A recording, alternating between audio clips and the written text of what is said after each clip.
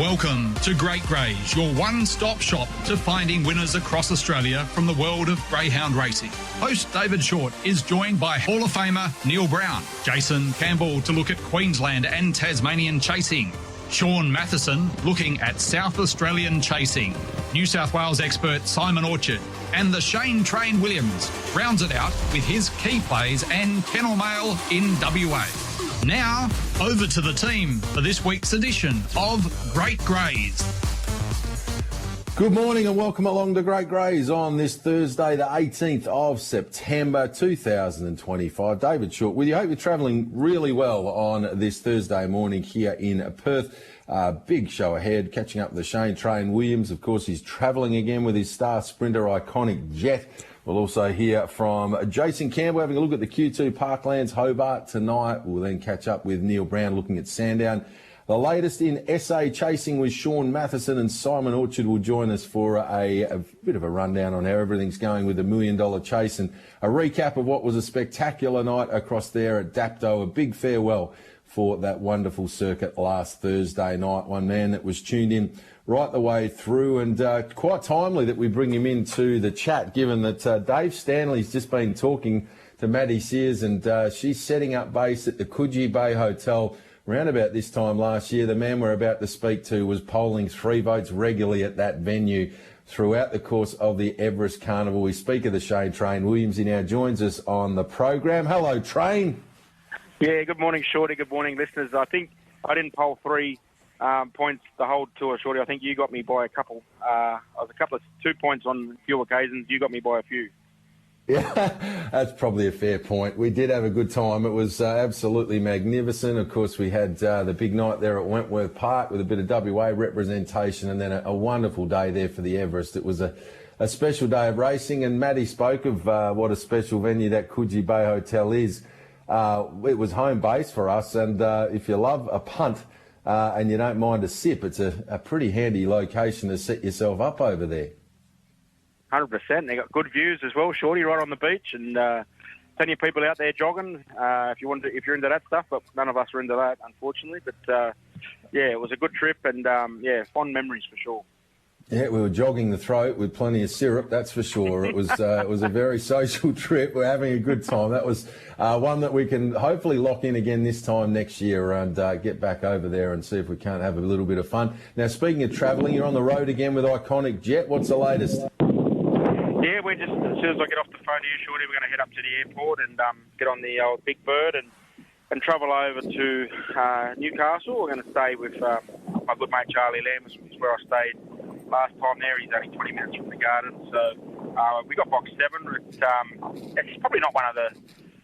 It probably looks like one of the weaker heats, but there is a little bit of speed in it with 4 and 6. So it's going to be a big effort for him to sort of cross them dogs. So he's going to have to come out on his right foot forward there and try and find the arm. And the 6 heats, which I didn't expect to be that many, so it's going to make it a bit harder to qualify. But it's not all doom and gloom if we don't make it, Shorty, because in 2 weeks' time there's the last-ditch qualifiers at Wentworth Park to get into the MDC. So we're basically having 2 cracks at the cherry. And, I think, while the dog's going good, it's a once-in-a-lifetime opportunity to win $1 Million Chase. It's what dreams are made of. And as they say in the classic, Shorty, dreams are free.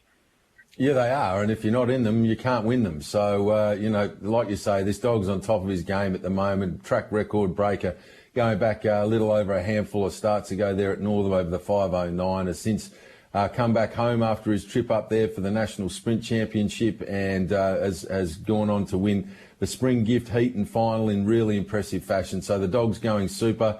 I like what you're doing here as well. You've sort of spoken a bit in the past about how you refine the whole travelling process. Every dog's different, and Iconic Jet at this point of its career has really enjoyed being able to just land and race, rather than you sort of mentioned in the past when you've landed and trialled. He's trialled really well off that arrival, but this time around, rather than sort of stay for a week or two, trial and race, this time rather than waste that trial, turn up on race night and hopefully he can produce that hot run straight away.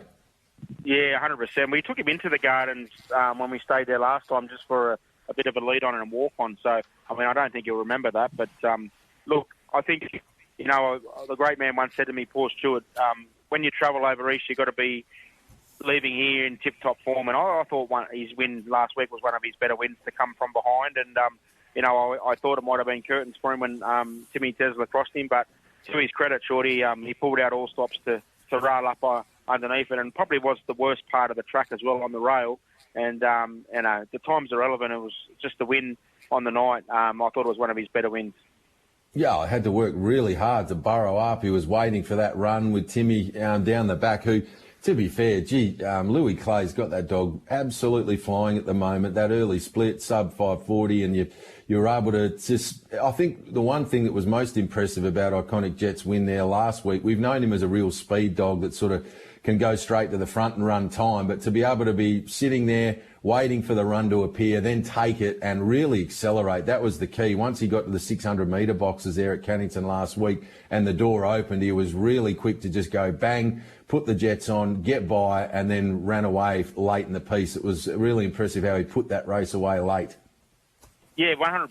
And it also answers some questions going back 3 and 4 runs ago when Timmy Tesla got the better of him, because he'd actually drawn inside him and he was trapped outside him. And, going off last week's run where Timmy shifted up the track in the back straight, which gave him the run along the rail, which where a couple of weeks ago he couldn't get around him because Timmy was just shifting up the track. So it answers some questions for mine as well back then when he got defeated in that small 4-dog field a few weeks ago. But, look, box one's worth its weight in gold, as we know in big finals. Shorty, he's lucky enough to get a heat and final, and he cashed in on it. And I think if you put a few other dogs in box one that final, they probably would have been the winner as well. So I said on the night in the presentation that when you get into these finals, it's even. It's like every dog's even. They're all got the same ability. So box draws really, really come down to it. And thank God we got it, and he cashed in on it. And if he can get through to the black top final, we'll be looking for the red marble again, Shorty. It would be nice. It would be very nice. An inside draw if it was to get through to the final. And box 7 at first glance doesn't look great. As you've alluded, there's some pace in 4 and 6. But it must be said that Iconic Jet, when he nails the start, is a dog that can handle almost any box. Yeah, I think if you go back to his Meadows win on Phoenix night, it could be a similar setup here, because a dog led in the race, but he burned it off up the back straight. He used a lot of petrol to burn it off, and he sort of had no petrol tickets at the end. But I'm hoping something sort of similar on Saturday, where he can sort of burn these dogs off up the back straight, and then sort of cross to the rail, and then hopefully can hang on and qualify. Gets laid early, he's a slow beginner and a wide runner, so it's not going to worry him. It's just 4 and 6, whether he can sort of get to them at any stage into the back straight. Well, it's an exciting time. It's always great to be travelling with your dogs and taking on some of the key runners on the East Coast. The market really likes the dog, $2.65 favourite. That's an encouraging sign. Yeah, it is. I mean, look, he's won 22 from 36 short. He's the best dog I've put a leading collar on by far. So I don't think I'll get another one like him. So we've got to really try and get a big race out of him. And like I said in the past, I mean, if he makes a big final and he gets a good draw and the stars align, he's good enough to win it, short. He's just the stars have got to align for him. And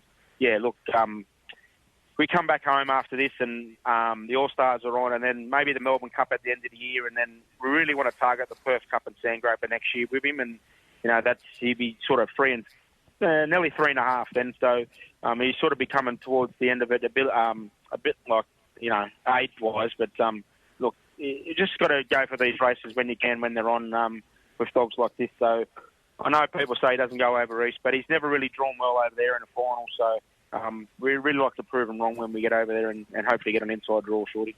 Yeah, well, it would be very, very nice. So we'll all be cheering hard on Saturday night. That is at 7:23 WA time, race 7, greyhound number 7. We're cheering hard for the Black Rug Iconic Jet in a heat of the black top there at the Gardens. Travel's pretty busy for you, but you've still had time to do the form. You've no doubt had a look at Mandurah tonight. What have you come up with for the punters? Yeah, I thought we could kick it off in early, Shorty. Race 2, number 5, Mystical Pixel. That's a tricky one for the race callers, if you want to say that fast. I got stuck this morning talking to the boys, but this one's a lightly raced daughter of Aussie Infrared and was really good winning her maiden in good time last week in 17:35. A few of these have had plenty of opportunities to win races, Shorty, and I just think Mystical Pixel has had less convictions than most, and it does look a very good opportunity for her to go back-to-back, race 2, number 5. All right, the yellow rug, race 2, number 5, Mystical Pixel, the second of your plays. Yeah, race 9, number 2, Sunset Bubbles. Grand chaser throughout her career. Went up to Kennington for a rare visit, 2 runs back and broke the magical 16-second barrier, as we know, Shorty. Comes back to Mandurah for a heat of this dash, and she really does look a class above her rivals. Not one of the strongest heats, in my opinion. I think she can jump, lead and win Sunset Bubbles. Sunset Bubbles, the second of the plays tonight there for the train. Been a really good little short courser for connections on the way through. Sunset Bubbles, the train expecting it to be hard to beat again tonight. And the third of your plays? Yeah, go towards the end of the program. Another heat of the dash, Shorty. Race 10, number 3, Red Hot Money. She's right up in the grade. She's only won the 4 races. But I really like her turn of foot. She's a winner 3 of her last 4, obviously in much easier company. But she has put the time on the board going as quick as 17:07 with good early burn to match that as well. So, like I said, fair bit of depth here, and we can't afford to do anything wrong, but I think she can find the front and be hard to beat. Race 10, number 3, Red Hot Money for Tony Scott to finish us off, Shorty. Something we love, and hopefully you can get your hands on across there in Sydney town. Race 10, number 3, Red Hot Money. Anything else from the kennel that's worth keeping an eyeball on over the next little patch? We had a good night last night. A couple of young dogs sort of got the job done. It was very good to see these dogs. They're feral Frankies. They're taking a little bit of time for the penny to drop, but I actually didn't mind the run of this bad boy. He was in last night just to give him a run on the finish on lure and backed him up, and he's in a much suitable 600-metre race on Saturday night. If you're just watching the last 50 metres, he sort of just took off. So obviously step up to the 600 is going to be beneficial for him, and I think he'll go around a big price. We might be able to have something small each way on this bad boy on Saturday night, Shorty. All right, so this bad boy, one to watch out for on that Saturday night program there at Cannington with a step up in distance. Tell us a little bit about this dog. Obviously, you like to have a stayer or two in your camp if you can, and this dog getting over the ground is what it's all about as far as the best of its form. Yeah, just a good mate of mine, Brendan Purcell in Melbourne, gave me a call, and he sort of was looking to move a few ones just to get some young ones in, and he said this dog's a really nice dog. So, he come here, and he's only been here a couple of weeks, but he tried nice, and he didn't get a lot of luck last night. He ran up some backsides as well, but I think that's going to be him. But obviously, when we get up to 700 of them 5 and 6 dog fields, I think he might be able to go through the lower grades and especially some little series at Mandurah over the 650. I think that'll be right up his alley. But we should have a bit of fun with him, Shorty, and hopefully, he can do a good job in WA. All right, that's race 9, number 4 there on a Saturday night at Cannington. He bumps into some good ones there. Max Capacity, West on Prancer. Your other dog, Zenny Bale, a recent addition to the kennel that's ticking along quite nicely. So it'll be a good race deep on the program. But got a couple of great heats of the WA Bred Championship to look forward to there on Saturday night as well. That clash between West on Sydney and Miss Envy will be an absolute beauty. Mylata also was Barra in that heat, and then West on Cole, Linguini Manelli, West on Bernie Bazecki over the sprint trip here. Our Aussie Salute, Jamie Marsh has got it flying, and Timmy Tesla draws out there in box 8. The dog that we talked about earlier is going great guns, and the draw is probably pretty suitable given it likes to use a little bit of the track.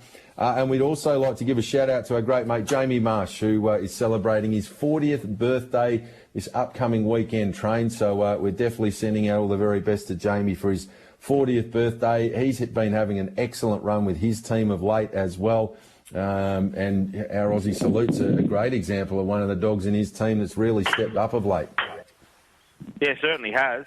It's taken to Cannington like a duck to water. It took a while to get his bearings around there. He was running wide very early on in the first corner, but he certainly picked it up now, and obviously Maylada resumes there on Saturday. But we used to call him 40-20, but now we call him 60-40 because when he was 20, he looked 40, but now he's 40, he looks 60, Shorty. Oh, it's a little bit on the harsh side, but, you golfing blokes, you're not shy to wheel out the odd sledge to each other on the course, so I won't be wheeling that out personally, but I'm okay for you to roll with that if you're comfortable to not get a clip next time you see him. Great catching up with you, Train. Really appreciate your time as always here on Great Greys, and mate, we're all getting right behind Iconic Jet. Good on you for going across there and having a crack. You don't know unless you get across there and have a tilt. So good luck for Saturday night, and let's hope it's a really successful campaign across there in Sydney town for you. Thanks as always for your time. All the best, Shorty, and good luck to the punters over the weekend. Thanks, mate. There we have it. The Shane Train Williams with us this morning here on Great Greys. We mentioned that venue. Matty, you ever spent any time at the Coogee Bay? I've been there once or twice, yes. Like the place? It's right by the ocean, so it suits me to a T. I love the sports bar set up there is elite, isn't it? Well, I haven't been there for a long time, so they've probably done it up since I was there, but no complaints from me, that's for sure.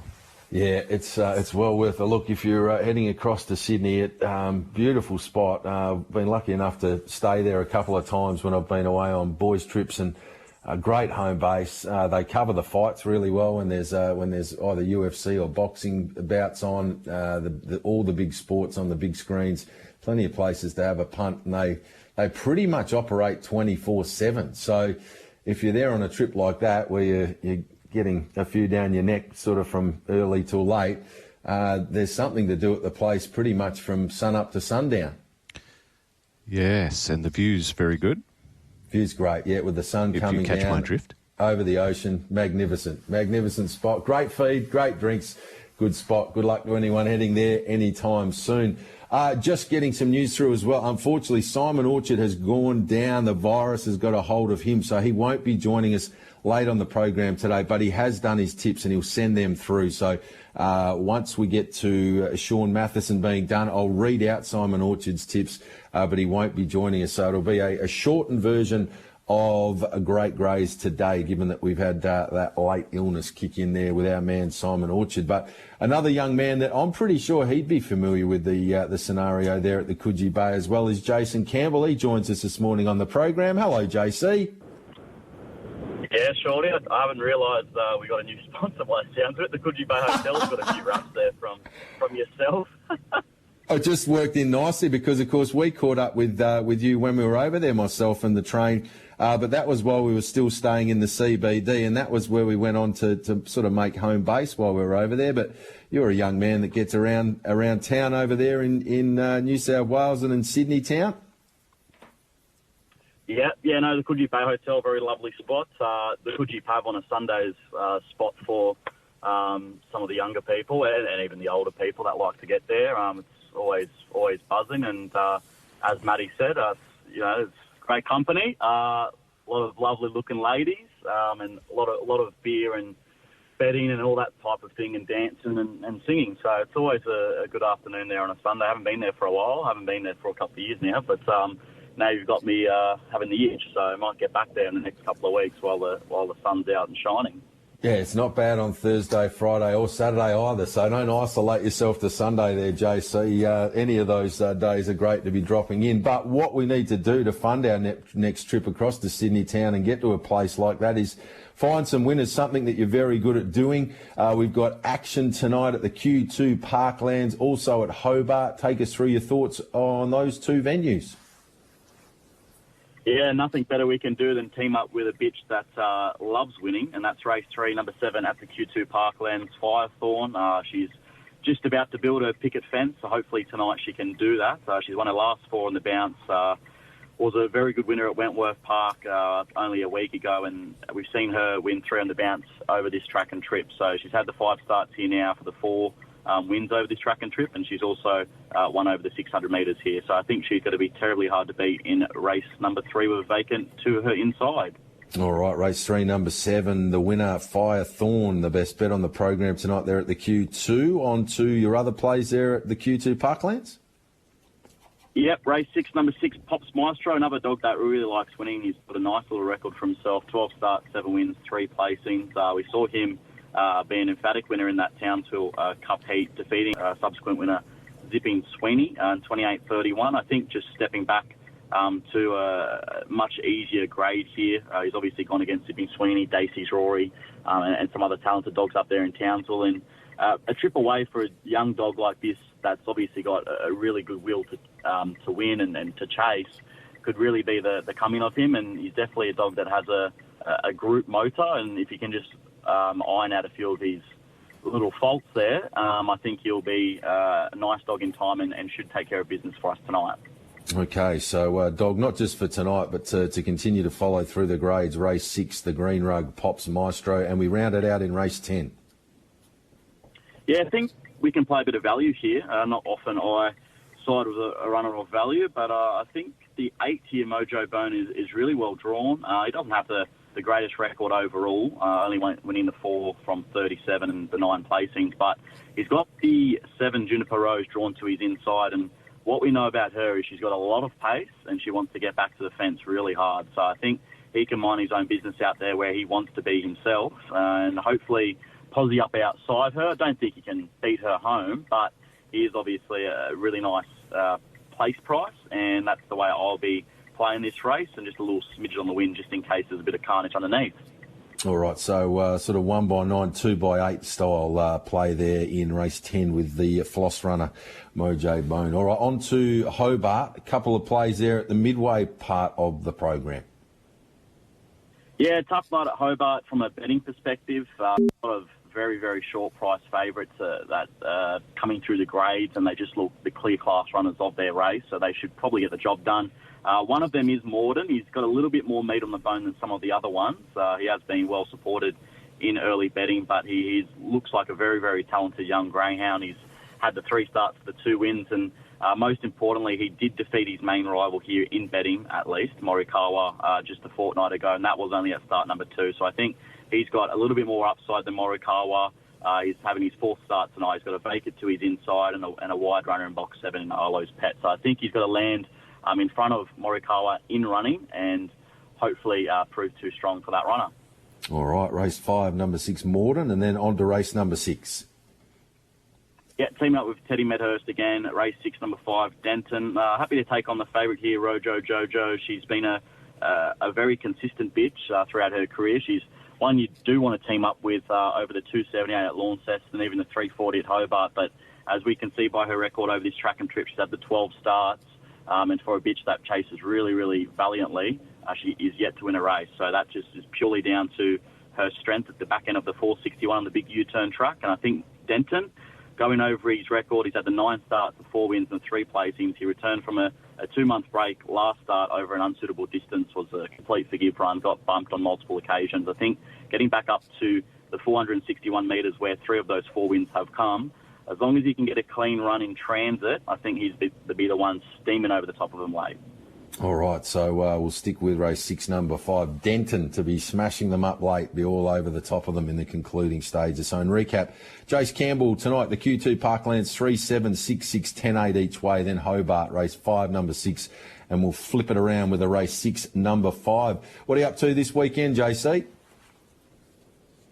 Oh, you've caught me off guard there, Shorty. I'm just trying to think. I'm looking forward to a good days of racing on Saturday, I'll say that. I don't have any particular plans that I can think of at the top of my brain, but I'm looking forward to seeing Private Harry step back to the track, Jolly Star, Briassa and the Shorts, obviously, and I'm keen on Gringotts in the 7 stakes. I thought he was a good run first up, just peaked on his effort, drawn low, Tommy Berry to ride, and a bit of a question mark around Fangirl. She's a 7-year-old mare now, and her run first up at Caulfield was only fair, I thought, so I'm happy to take her on in that race. And yeah, in regards to plans, I think I better be on the phone making them because I'm gone a bit blank there, Shorty. I'm just might be bunkered at home watching the races on the Saturday and hopefully do something on the Sunday, maybe the Coogee Bay.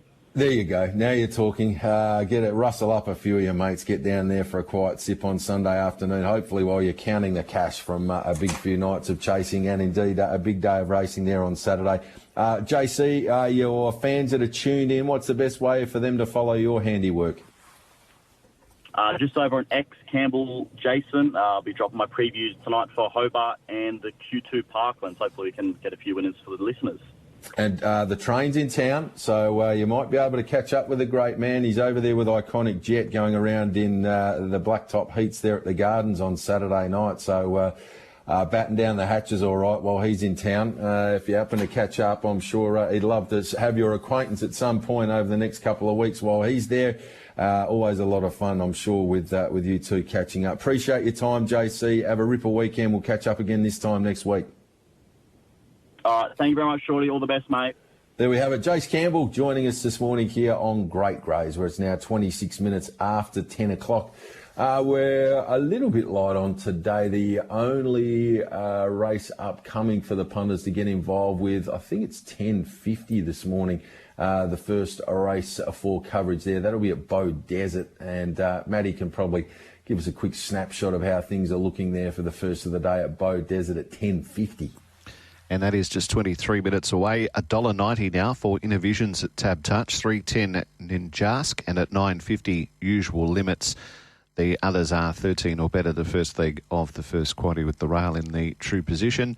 And 23 minutes from now for BR1. You're listening to Great Greys on Tab Radio. Where it's time to catch up with the Hall of Famer Neil Brown, see how things are going for this big program at Sandown tonight. G'day, Neil. How you going, David? Yes, we've got an interesting card. A few difficult races tonight, David, but let's see if we can find some winners out there at Sandown Park tonight. Absolutely. Take us through your thoughts for the early and main quaddie tonight there. Yes, race one's over the 5:15. It's a 6th and 7th grader here. I'm going to take 6, 5 and 7. I've got the 6 on top. Can I give it another chance? Electrify. It missed the start quite badly last week from the 8 box. So it's out in 6 tonight. It's only had a couple of starts and run that very fast time. So we'll give it another chance, David. And I think the 5 and the 7 have got an opportunity to win as well. 6 on top for me. Race number 2 is the Sale of Sandown final over the 5:15, and these greyhounds qualified for this race, winning and running places at Sale. I'm going to take 2, 5 and 8. I've got the 2 on top, Stockman George. He's won his last 3. He's come out running probably 4 starts in a row now. He's well boxed, certainly in box number 2, and I think he's the one to beat. We'll take 2, 5 and 8 in the Sale of Sandown final. Race number 3, here is the 5:15. 4th and 5th graders here over this sprint distance. 5, 8 and 2. I've got the 5 on top, Picky Joe. He's racing well without winning. He's probably down in grade a little bit for this. Been racing some better dogs. He has won 8 races here. He's got a bit of early pace. I think he might be the one to beat with chances to 8 and 2. Race number 4 to read out the early quad. Free fall over the 5.95. Good race, only a field of 6. And keen about number 1, Compton Gold, in super form. He's won 3 on the trot, 33.88 winner here. He begins okay, and his last 3 have been boxes 8, 8 and 4, so he's nicely drawn tonight in box number 1. I think he's the one to beat with chances to 2 and 4. It's a high-quality race. The main quad tonight, race number 5, very difficult race. To kick us off over the 5.95, a 5th grade here. I'm going to take 4, 5 and 6. I've got 4 Paul Erina on top. Didn't think anything really stood out. The 4 has got a good record here, 2 and 10 from 22. It's the only dog with a lot of early pace or any early pace in the race. The 5's a chance, Ashton, Michigan. Led and won at Ballarat last start. Races well here, 4 and 7 from 39. Been around plenty of times.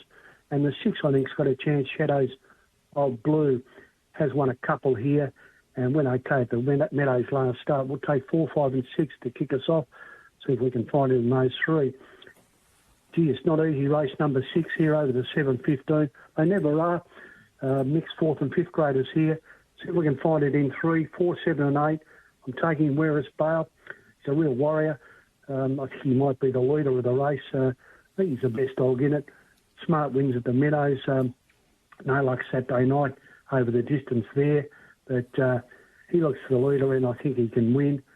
Chances to the 7 and the 8. Paul Lewis. He's in good form for a race of this standard. He has one here in 42.04. And the 8, Paul Quimby. Chance. Form's okay. Sprint win here, start before last. Was quite okay in the second over the 5.95. Wide open race number 7, a 5th grade here over the 5.95. And I'm going to take 4 here. We might even miss it. 4, 5, 2 and 1. Got the 4 on top. Ethanol Secret. Has one here in 34.04. Has some early pace. Might be the leader here. The 5 consistently goes okay. Paul Harris goes around okay without sort of winning. He's got a chance with a bit of luck tonight, I think. The 2, Gary Stunner, the old-timer, he's always thereabouts, has won 4 here on the track, and Zipping and Dora from the red box up in class, but well drawn, can come out okay, and I think it's a chance as well, but pretty tough race, 4, 5, 2 and 1.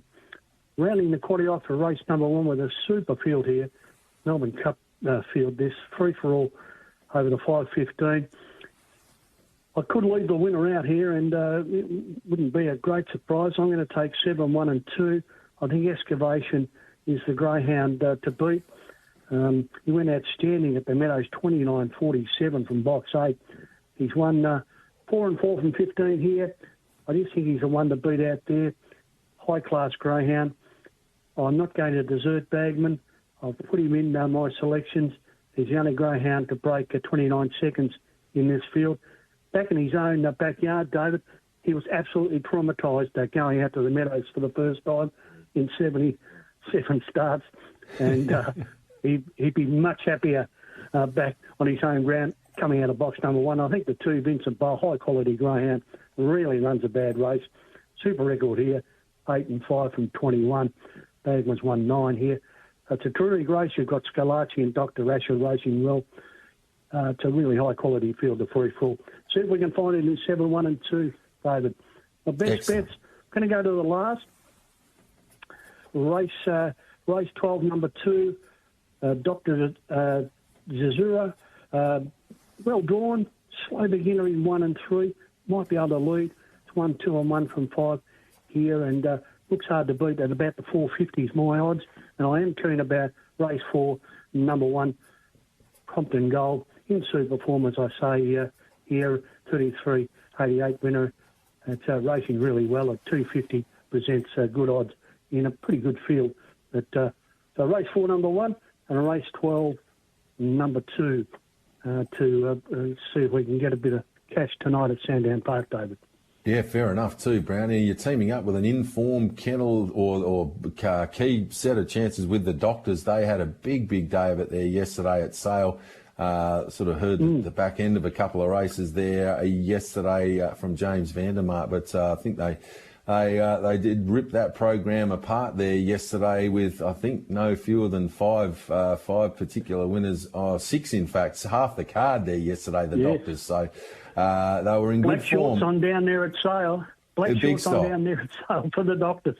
Yeah, big style. So the stethoscope was in full effect with 6 winners on the program. Let's hope it can continue in the last. And that free-for-all tonight there, Brownie, you just briefly touched on it. That would measure up almost as a group-style final, the quality in that particular lineup tonight. Yeah, it's a ripper, isn't it? Yeah, terrific race. Looking forward to that one tonight. And we've got the Victorian Greyhound of the Year will be announced on Saturday night out at the Meadows. So looking forward to being out there on Saturday night. Might get a bit of short odds on Explicit winning that, but I'm looking forward to being out at the Meadows, and we've got the Hall of Famers being announced too out there, so really good night during the race meeting out there Saturday night. So don't often cross out over the Yarra River to the Meadows, David, but I look forward to being there on Saturday night. I'm sure Corey and the team will look after you and roll out the red carpet, Brownie. Tremendous catching up with you as always here on Great Grace. Thank you so much for your time. Enjoy all the action there tonight at Sandown. Good on you, David. Thanks, mate. There we have it. Neil Brown joining us here on a Great Grace, where it's now 25 minutes away from 11 o'clock. Well, we had a good chat last week to Sean Matheson about the buzz that was in town there with Adelaide having 2 finals in 2 weeks. Unfortunately, didn't quite go to plan with the Crows being dropped out in straight sets, but I'm sure there still would have been a great buzz around the place. And Sean, as always, has been good enough to join us here on Great Grace to have a look at the action tonight at Angle Park, Murray Bridge on Friday, Gawler there on Sunday. Welcome to you, Sean. Nice to be catching up. It wasn't the ending that the Crows were looking for, but I'm sure there was still plenty of excitement and fizz over there in South Australia over the last couple of weeks. Yeah, hi, David. Great to be with you again today. Yeah, absolutely. I mean, didn't work out as the Crows would have liked, but the Adelaide Oval events with the footy on for SA teams and also interstate teams. It's a wonderful experience. I mean, it's a wonderful venue, plenty of people in the city, and getting around all the sights and sounds. But yeah, definitely didn't work out the way that Adelaide had planned. However, the beauty of that now is, David, that footy doesn't matter in South Australia anymore. We're not even part of the state of origin, so it doesn't matter now for another 6 months. So Cricket season. We will just concentrate on the Greyhounds now, because all the focus is heading towards our Adelaide Cup in the coming weeks, and obviously 2 wonderful Group 3 finals tonight at Angle Park. Yeah, indeed. You speak of the Oaks and Derby, and we're drawn together cracking fields. Really looking forward to the 2 features tonight there at Angle Park. For the punters looking to get involved there, races 6 and 8 on the program, and as I touched on, some very, very smart youngsters set to strut their stuff. Take us through your key plays on the program tonight there at Angle Park. So the key plays, the first one comes up in race 1, and it's number 7, Barefoot Zulu for David Gill. First up here in South Australia for the Victorian trainer. Hasn't seen the track, so you got to take that with a little bit of a grain of salt, but is a greyhound who has always shown plenty of ability, always had a bit of a boom about him, and certainly has graced a number of states through his journey. And now with David Gill, had 3 runs for him in Victoria, a very good winner at Geelong 2 runs ago. No luck last start, running 5th at the Meadows when a favourite. And I just feel he's already had strong support in the market. He's quoted at $2 now. Probably don't want to see him touch into the red figures here first look, but he's a greyhound that I think we'll see over the coming weeks, David, through hopefully certainly our Adelaide Cup series. And if he was going to perform at the absolute best we know he can, he'd want to be winning this one pretty easily. So I got him on top as one of my best bets. All righty, race 1, number 7, the visitor from Victoria, Barefoot Zulu, second of your plays? Well, the second and third will come up in the 2 feature finals. So the second of the plays will be in the SA Oaks final, and I don't normally like to tip odds-on favourites, but I have to be tipping number 2, Dashing Slay for Gavin Harris, the local star. She's gradually working her way back to her best, which obviously a lot of the Victorian fans saw through the Launching Pad series earlier in the year. She was a really good run, running second in the heat last week. Cleo Star went super, but Cleo Star's reversed the box rules. Cleo Star's drawn out wide. Dashing Slays now comes into box 2, and she is gradually showing a bit more early speed that we know that she does have. So I think she'll get plenty of room from the 2. She's $1.70. I just think that she'll be able to hold those greyhounds to her outside and lead, and then hopefully she posts a super quick time and gets the job done in the Group 3 final. Fair enough too. Dashing Slay, great record, 19 starts for 9 wins and 8 placings. The Danger Cleo Star, they ran 1 and 2 in their heat there last week. It draws out there in box 7, the Victorian for Brendan Purcell, and Canyon Maroons off the inside. I think it can run a place as well. But it's a good deep race. Belia Ethel was 4th last week, only a length and a half behind Talbot Road. It can certainly show up in a race like this, but cracking final of the Oaks. And let's go to the other of the features. It's race number 8, the SA Derby. Should be another wonderful affair, and Dave Burnett will be heading to the track with Keep Rolling, who's the $2.50 favourite, looking to make it 4 wins on the bounce. Yeah, well, I do think the Victorians are going to claim the Derby, but I don't think David Burnett's Keep Rolling will. I mean, Keep Rolling was super last week, 30.06. That's elite time for a young dog to run that. A huge future, but from box 6, going to find the task a little bit harder, I feel. So I'm leaning a little bit more towards the 4 Zelda Cavalier for Tom Daly. Again, he turned up last week. First look at the track from a wide draw, showed okay speed and got himself into a really strong position, railed nicely down the back, was running second, and he's got that middle distance form. And so to post a time of 30.43 to win by a length, I feel that he's going to be extremely hard to beat. He's quoted around that $4.70 mark.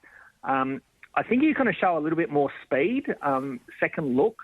So he should be able to put himself nice and handy. There is plenty of speed in this race, David, and a high-quality field it is, with the likes of Wicket and Dashing Geordie for the locals going forward early. But I think Zelda Cavalier, a bit more speed early this week, will get a nice striking position and be really, really hard to hold out with that middle distance form. So I've got him on top in the second of our features tonight. Yeah, it was a very impressive win there last week. If it can just posse up and be within sort of a few lengths of the leaders down the back, as you touched on that, mid-race burn and then be really strong late, given he's got that winning Sandown form over the 595 and some recent runs over the 600 metres there at the Meadows. So Zelda Cavalier to get the job done there for Sean. Race 8, number 4 at a nice price there, $5 in the Derby tonight. 1-7 Barefoot Zulu, 6-2 Dashing Sleigh, 8-4 Zelda Cavalier for Sean Matheson this evening at Angle Park. We've got Chasing at Murray Bridge Friday, Gawler Sunday. Anything of note there? Yeah, just 2 for the listeners, 1 at each venue. So tomorrow at Murray Bridge, again, the first 3 races on the program will be on the straight track, and then the rest of the meeting around the 1 turn. And I actually like one on the straight track in race 1, number 2, Outshine for Vadim Roz. Missed the kick last start down the straight track and was flying home at the end of his race. I do feel like he's great and he wants the inside, so drawn box 2, I think he'll cross straight to the rail and really charge home. I think it'll be really hard to hold out, so he'll be a strong chance tomorrow at the Bridge. And then on Sunday at Gawler, I like race 4, number 8, Short Straw for Nicole Price. He was a good winner at Angle Park over the 500 metres last start, a nice progressive type. Drawn box 8, it's only a 6-dog field, but showed enough speed with the Angle Park win that should hopefully put him in a strong position, and a dog on the improve. So I expect him to get the job done over the 500 metres there at Gawler on Sunday. Excellent. Race 1, number 2, Murray Bridge Friday, Outshine, and then Gawler Sunday, race 4, number 8, Short Straw. Have you started your pre-season for cricket yet, Sean? Well, my pre-season is, I'm getting half of it done. I'm drinking a lot of beer, so that's all right. So I've got that part ticked off, David, no problem. Excellent. But yeah, no, hopefully a few games this year. So yes, I'll be super keen to get back into it. Good man. Well, good luck for the season upcoming, and thanks as always for your time here on Great Greys. We really appreciate it. Good luck to everyone as well at the club tonight there. I'm sure it'll be a tremendous evening for Oaks and Derby night, and we'll stay in touch over the next little patch as we count down towards the Adelaide Cup Carnival. It should be absolutely spectacular. Thanks for your time. Yeah, terrific, Dave. Thanks always for your support. There we have it. Great to have Sean Matheson joining us here on Great Greys. Now, as we touched on at the top of the program, unfortunately, Simon Orchard has gone down.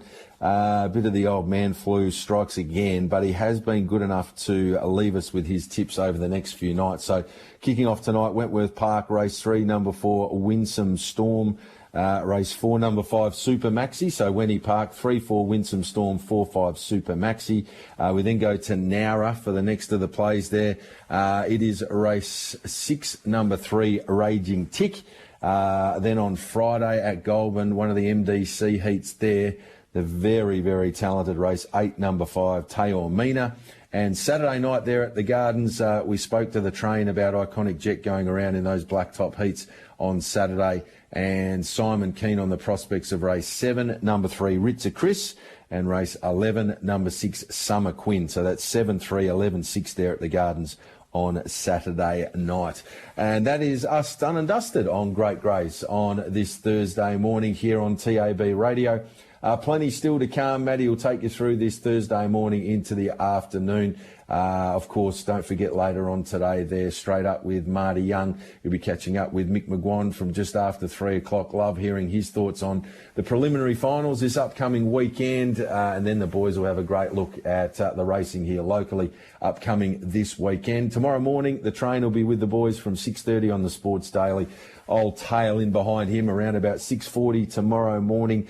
And then chasing winners between 9 and 10 tomorrow morning before another big edition of Friday Friday drive with Marty and Seb tomorrow afternoon. So there's plenty to look forward to for our listeners over the next little patch. Matty, as always, you've been exceptional.